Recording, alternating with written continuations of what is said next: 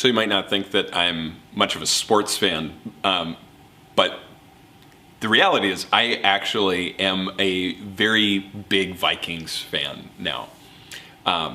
It's been a slow process, but eventually I've ended up really loving watching football with my extended family. And one of my favorite moments in football history is January 14th, 2018.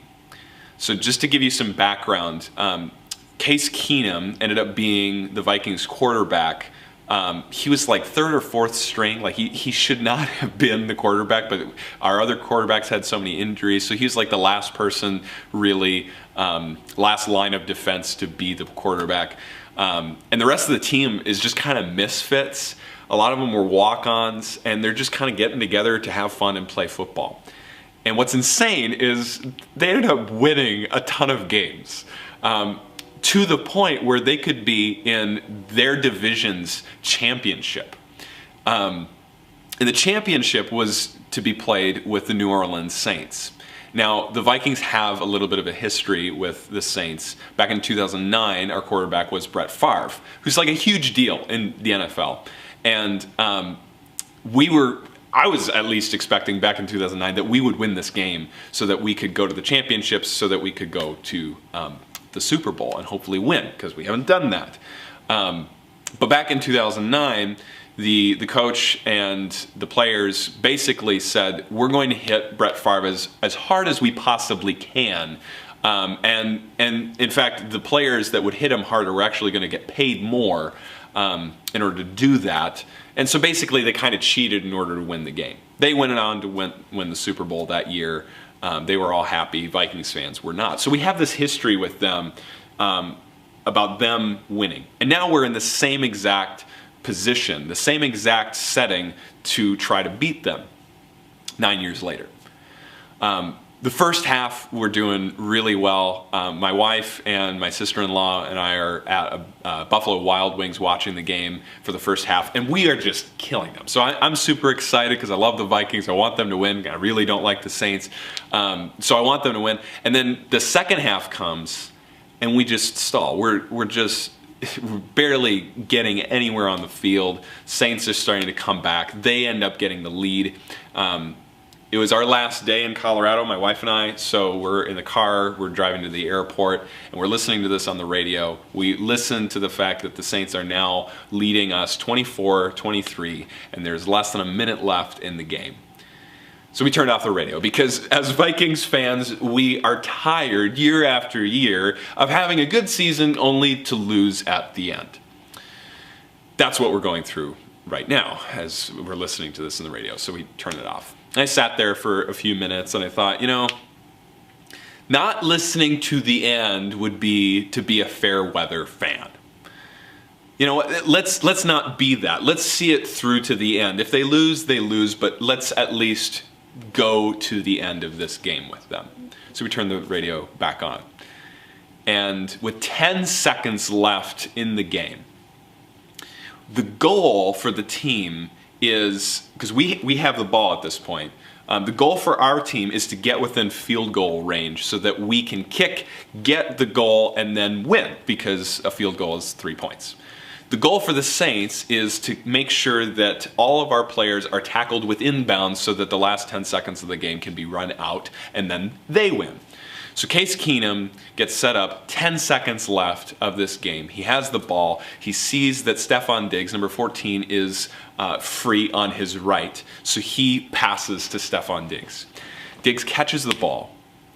And his first instinct is to step out of bounds so that they're now within field goal range. They can just win the game in the next play. They have one more down left.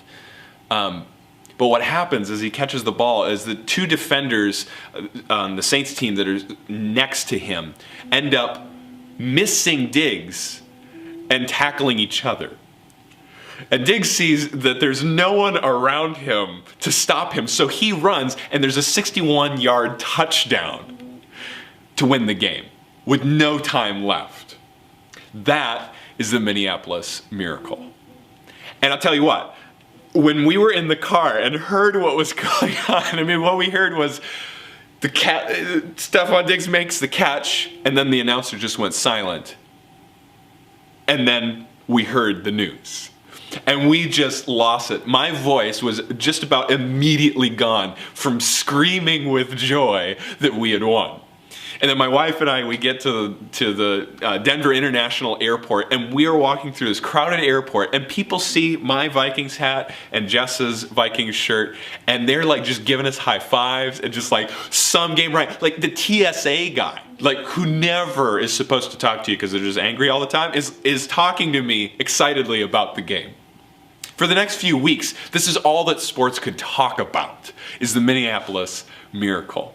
And if you were a Vikings fan, you weren't just talking about this miracle, you were talking about this miracle with giddiness and joy. When I've thought about that event in sports history, I've thought, what a beautiful picture of the miracle that Jesus has performed for us. I mean, this, for the disciples, they are the fans. They are the ones who have followed Jesus so closely, and they thought, this is going to be our year. This is the one who is going to free us from death and sin. This is the one.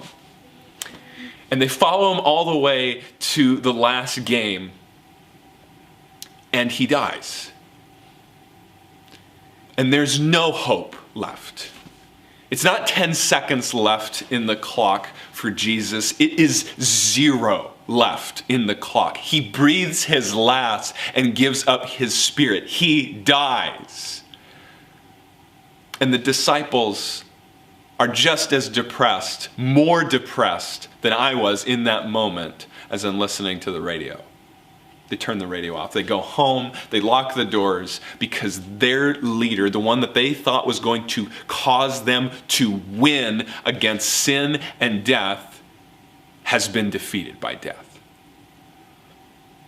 But Mary, a couple days later, on the third day, decides she's not going to be a fair weather fan who turns the radio off.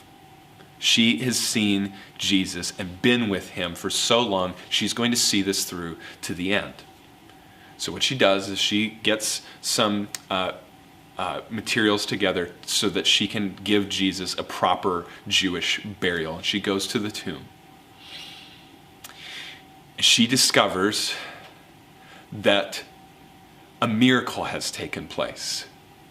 Not just a Minneapolis miracle that wins a football game, but a universe-sized miracle that has defeated death. Jesus has been raised, defeating death, not just for him, but for all who would follow him and trust and believe.